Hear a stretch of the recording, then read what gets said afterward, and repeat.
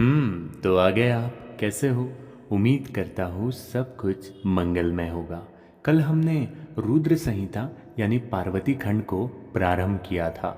आज हम ये जानेंगे कि जगदम्बा मैना एवं हिमाचल को आखिर क्या वरदान मिला था और देवऋषि नारद द्वारा बालिका पार्वती की भविष्यवाणी में कौन सी बात बताई गई थी। शिव महापुराण यही कहता है कि अगर कोई व्यक्ति पूरे श्रद्धा भाव से पार्वती खंड के इन दो कथाओं को सुनता है तो भगवान शिव की शक्तियाँ उसके घर में जागृत होती है। लेकिन बहुत कम लोग ऐसे होंगे जो इस कथा का पूर्ण श्रवण करेंगे, क्योंकि हमारे जीवन में अक्सर ऐसा ही होता है। जो व्यक्ति हमें सुबह ये कहता है कि मुझे कुछ पैसे दे दो, मैं कल वापस कर दूंगा, उसके ऊपर हमें भरोसा हो जाता है। वो हमारे पैसे कभी वापस नहीं करता, कभी नहीं लौटाता। लेकिन जो बातें हमसे भगवान ने कही है, जो बातें हमारे पुराणों में लिखी हैं, वो बातें हम कभी सुनना पसंद नहीं करते, ना ही उसका पूर्ण श्रवण करते हैं, ना ही शिव महापुराण की इन कथाओं को कभी एक छोटा सा लाइक करते हैं, और ना भी सच्ची श्रद्धा से भगवान शिव की जय कह पाते हैं। खैर कोई बात नहीं, लेकिन आज से मात्र 102 दिन बचे हैं। 102 दिनों बाद महाशिवरात्रि का महापर्व है। भगवान भोलेनाथ ने तो मुझसे कहा है कि 108 दिन अगर तुम यह पाठ करते हो तो आपके साथ में जो भी इस पाठ का श्रवण करेगा, अध्ययन करेगा, उसे मैं करोड़पति बना दूंगा। तो मेरी यही इच्छा है कि ज़्यादा से ज़्यादा लोग इसका लाभ उठाएं और इसे श्रवण करें। जो नहीं सुनेगा उसे जाने दो, लेकिन जो सच्चा सनातनी है, जो इसे सुनने वाला है, उसके लिए अब मैं आगे क्या हुआ ये आपको बताने जा रहा हूँ। जगदम्बा मैना एवं हिमाचल को वरदान।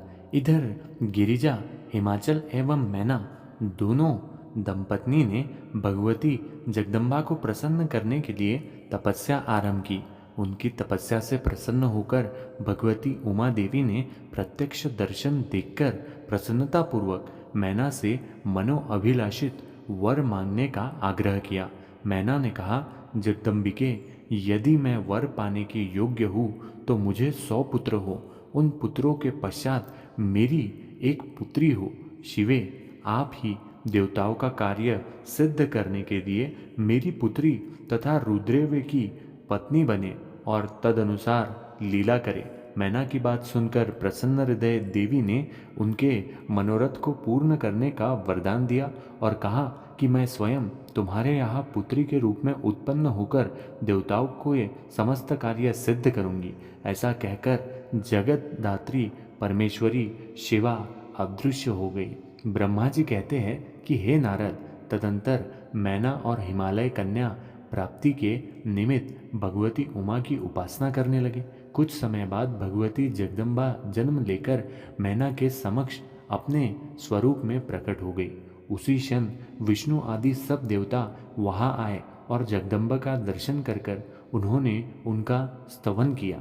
जब देवता लोग स्तुति करके चले गए तो देवी का उस दिव्य रूप का दर्शन करके मैना को ज्ञान प्राप्त हो गया। मैना ने प्रार्थना की कि हे महेश्वरी, आप कृपा करें, इसी रूप में मेरे ध्यान में स्थित हो जाए, साथ ही मेरी पुत्रों की अनुरूप प्रत्यक्ष दर्शनीय रूप धारण करे। ब्रह्मा जी कहते हैं, नारद, मैना के समक्ष वो कन्या लौकिक गति का आश्रय लेकर रोने लगी।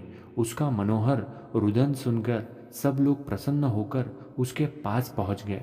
देवी शिवा दिनों दिन आनंदपूर्वक बढ़ने लगी थी और इसी प्रकार देवी रुदा जो है वो भगवान शिव के प्रति अपनी आस्था को बढ़ाने लगी थी और इसी के पश्चात सभी लोग प्रसन्न होकर उसके पास में ही आश्रय लेकर रहने लगे थे।